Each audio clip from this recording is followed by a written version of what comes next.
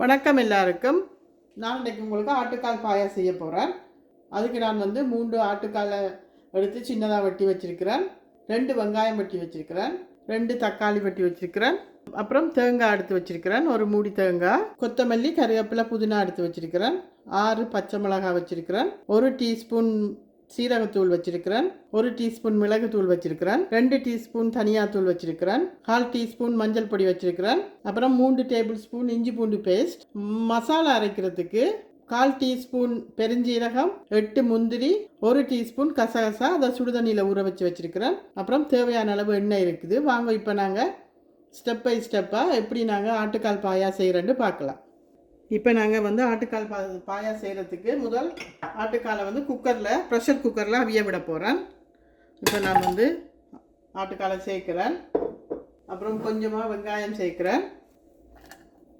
அப்புறம் கொஞ்சமாக தக்காளி சேர்க்குறேன்.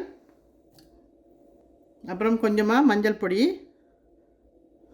அப்புறம் நான் 2 டீஸ்பூன் இஞ்சி பூண்டு பேஸ்ட் சேர்க்குறேன். கொஞ்சமாக உப்பு சேர்த்து அது மூழ்கிற அளவு தண்ணி விட்டு பார்த்திங்கன்னா அந்த பெரிய கப்பால் 2 கப் தண்ணி விட்டேன் நான். அது ஃபுல்லாக ஆட்டுக்கால் மூழ்கி இருக்கணும். இதில் ஒரு 10 விசில் விட போகிறோம். விட்டு இப்போ நாங்கள் இறக்க போகிறோம். இதுக்கு கொஞ்சமாக நான் எண்ணெய் சேர்க்குறேன். ஏன்னு சொன்னால் விசில் வரைக்க தண்ணி வெளியில் வராமல் இருக்கிறதுக்கு கொஞ்சமாக எண்ணெய் சேர்க்குறேன். சேர்த்துட்டு இப்போ நான் மூடி 10 விசில் விட்டு இறக்க போகிறேன். ப்ரெஷர் குக்கரை மூடியாச்சு. இப்போ நான் கேஸை ஒன் பண்ணுறேன். ஒன் பண்ணிவிட்டு இப்போ நான் 10 விசில் விட்டு இப்போ இறக்க போகிறேன். இதுக்கிடையில் நான் மசாலா ரெடி பண்ண போகிறேன்.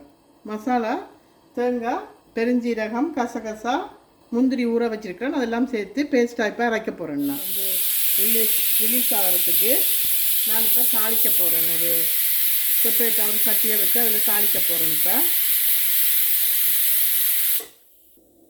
இப்போ பார்த்தீங்கன்னா தனியாக ஒரு சட்டி வச்சுருக்குது. இப்போ நான் கேஸ் ஆன் பண்ணுறேன். கட்டிட்டு ஒரு 3 டேபிள் ஸ்பூன் கடலை எண்ணெய் விடுறேன். இப்போ சட்டி சூடாகட்டும். இப்போ எண்ணெய் சூடாகிட்டு நான் இப்போ தாளிப்பு எல்லாத்தையும் சேர்க்குறேன்.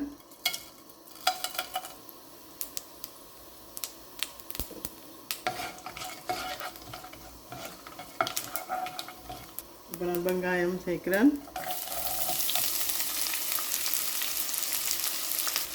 நல்லா மிக்ஸ் பண்ணி விடுவோம். இப்போ வெங்காயம் பொரிக்கிறதுக்கு கொஞ்சமாக உப்பு சேர்க்குறேன். ஆல்ரெடி நான் ஆட்டுக்கால்லையும் உப்பு சேர்த்துக்கிறேன். அதனால் கொஞ்சமாக இது வெங்காயம் பொரிக்கிறதுக்கான ஒரு உப்பை நான் இப்போ சேர்க்குறேன். பாருங்கள், வெங்காயம் பொன்னிறமாக வதங்கிட்டு நான் இப்போ மிச்சம் இருக்கிற இஞ்சி பூண்டு பேஸ்ட்டு சேர்க்குறேன்.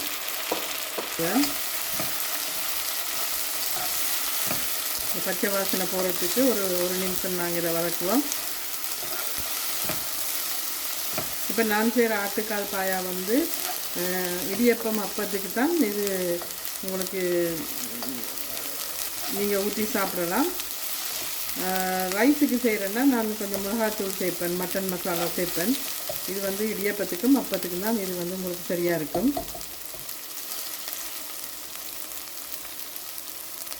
இது காரத்துக்கு நாங்கள் இதுக்கு மிளகும் பச்சை மிளகாய் தான் போடுறது. இப்போ நான் 6 பச்சை மிளகாய் வச்சுருந்தேன். அதில் 4 பச்சை மிளகாயை நான் அந்த பேஸ்ட் அரைக்க, தேங்காய் பேஸ்ட் அரைக்க அதோடு சேர்த்து நான் இப்போ அதையும் பச்சை மிளகாயும் போட்டு தான் அரைச்சிருக்கிறேன். இப்போ நான் இதுக்கு தக்காளி சேர்க்குறேன்.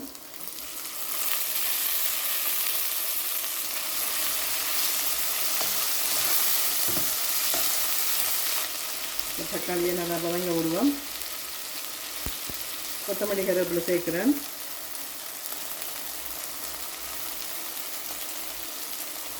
இப்போ பாதி சேர்த்துருக்கேன். பாதியை கடைசியாக சேர்க்குறதுக்கு சேர்க்குறேன்.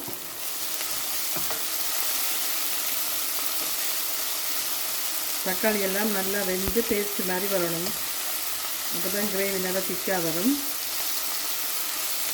இதுக்கு நான் நிறைய எண்ணெய் சேர்க்க மாட்டேன். ஏன்னா நீங்கள் ஆட்டுக்கால் அவிக்க அதில் இருக்கிற கொழுப்பெல்லாம் அதில் வெளியில் அந்த எண்ணெயாக இருக்கும். அப்போ நிறைய இந்த கறிக்கு நாங்கள் நிறைய எண்ணெய் சேர்த்தோம்னா நல்லா இருக்காது. இதுக்கு அளவாக ஒரு 3 டேபிள் ஸ்பூன் எண்ணெய் தான் நான் போட்டு இதை தாளிக்கிறேன். மல்லித்தூள் சேர்க்குறேன். 1 டீஸ்பூன் மிளகுத்தூள், 1 டீஸ்பூன் சீரகத்தூள். அந்த பச்சை மிளகாயும் சேர்க்குறேன், 2 பச்சை மிளகாயை. மஞ்சத்தூள் சேர்க்குறேன். விடுவோம்.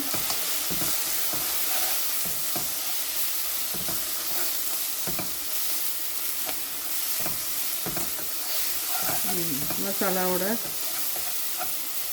பச்சை வாசனை போக மட்டும் ஒரு 2 நிமிஷம் வதக்குவோம் இதை. இப்போ பார்த்தீங்கன்னா நான் இந்த ஆட்டுக்காலை இதில் சேர்க்குறேன். பாருங்கள், நல்லா மிக்ஸ் பண்ணி விடுவோம்.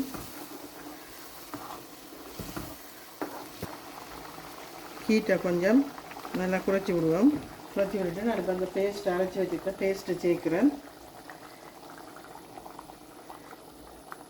இப்போ நல்லா மிக்ஸ் பண்ணி விடுவோம். 8 நிமிஷம் இதை நாங்கள் மூடி போடாமல் சிம்மில் வச்சு கொதிக்க விடுவோம். இப்போ பார்த்திங்கன்னா சிம்மில் 8 நிமிஷம் கொதிச்சுட்டு மசாலாவோட பச்சை வாசனையெல்லாம் போயிட்டுது. இப்போ நான் மிச்சம் இருக்கிற கொத்தமல்லி, புதினா, கருவேப்பிலை சேர்க்குறேன்.